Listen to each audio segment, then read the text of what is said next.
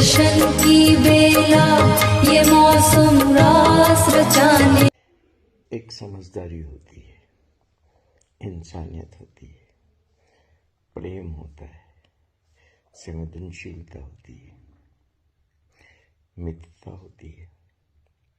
बहुत सारी चीज़ें हमारे रिश्तों में, हमारे जीवन में, हमारी जीवन शैली में बहुत काम की होती है और सामान्यतः अधिकांश लोगों में सब होती है। अपने घर परिवार में, समाज में लोग अच्छे से जीते ही हैं।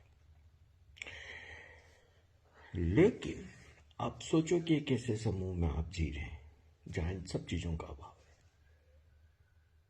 आप भरोसा ही नहीं कर सकते कि कौन व्यक्ति आपके साथ क्या करेगा। वो कहते ना, मुंह में राम बगल में छुरी। एक तरफ बनेंगे आपके मित्र और थोड़ी देर में किसी मीटिंग में जाके आपकी कबर खोद देंगे। अब सालों साल हम किसी के साथ रहते हैं तो उसके बारे में हमें पता होता है, उसकी अच्छाइयाँ भी, बुराइयाँ भी, उसके गुण भी, अवगुण भी, सब, और सब चीज़ों सब में होती है। और दूसरी चीज, मान लो किसी बारे में कोई जानकारी लेनी हो तो अच्छे ढंग भी होते हैं। मित्रता का ढंग हो सकता है, सम्मान का ढंग हो सकता है। एक इंफॉर्मेशन ही तो लेनी है ना। कोई घटना घट के उस बहाने किसी का गला तो नहीं रेत देना है। मैं घटना की याद दिलाता है नहीं कि एक बार एक विदेशी मेरी मित्र थी। वो दिन में वापस अपने देश जाने वाली थी और उस सुबह में आश्रम के काम से बॉम्बे जाने वाला था, तो शाम को वापस देर रात को लौटता था। तो उसने कहा कि सुबह का अपन ब्रेकफास्ट और चाय कॉफ़ी साथ ले लेंगे। तो मैंने कहा एकदम बढ़िया। तो सुबह वो मुझे मिली प्लाजा में, मैंने मेरी चाय ली, उसने कॉफ़ी ली और जो भी कुकीज वगैरह लेनी थी। अब जब प्लाजा वाले ने दिया तो वो प्लेट मैंने उठाई और जो मैंने मेरा वाउचर दिया क्रॉस करने को और उसने उसका वाउचर दिया क्रॉस करने को। तो जो क्रॉस किए उसके बाद मैंने चूंकि दोनों हाथ में प्लेट उठा ली थी तो उस मेरी मित्र ने फुटपास उठा ली।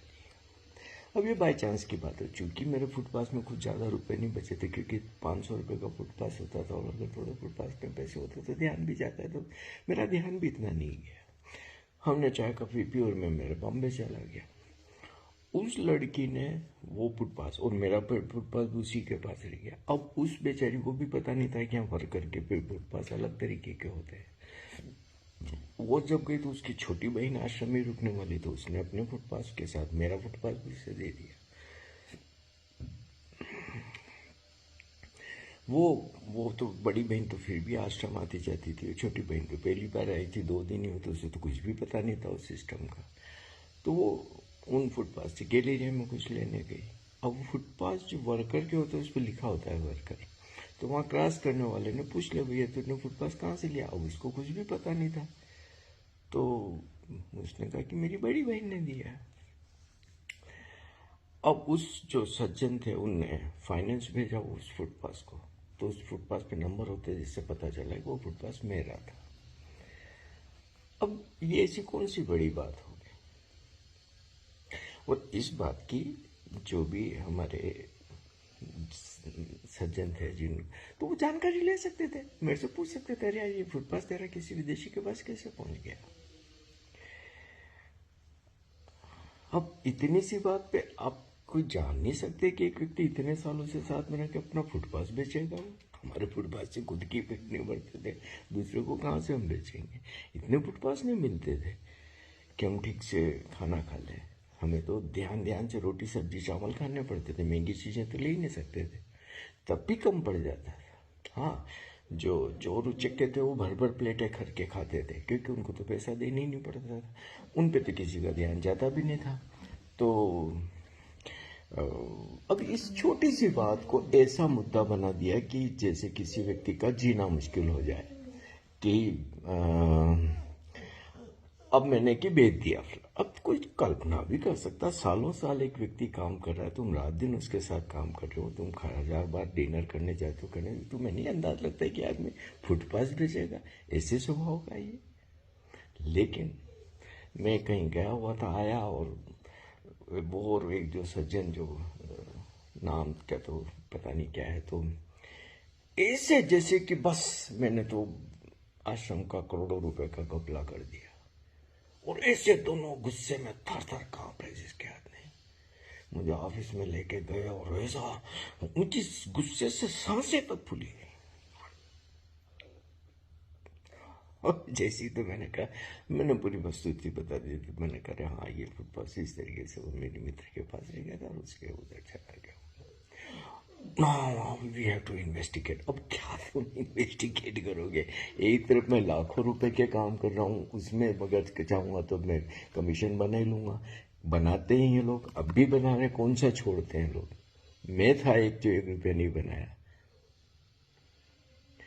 लेकिन अब जिसको क्रूरता ही पालनी है, दुश्मनी ही पालनी है, अंदर दंश रखे हो, उस जहर को ही डालना है। बहाना तो कोई भी मिल जाए, बहाना मिला कि पड़े आपके सिर में। अब इतनी सी मान लो कि कोई ऐसी चीज हो गई तो मित्रता से पूछ भी तो सकते थे कि इन्फॉर्मेशन ही तो लेनी थी कि तेरा फुटपाथ कैसे पहुंच गया। ऐसा बिल्कुल। और फिर मेरे को वहां कृष्णा हाउस ऑफिस में बैठा के, और जैसे कि बस मैंने तो कोई, और जो पूरी एक गैंग सालों साल चारों तरफ चोरियां कर रही थी उस पर।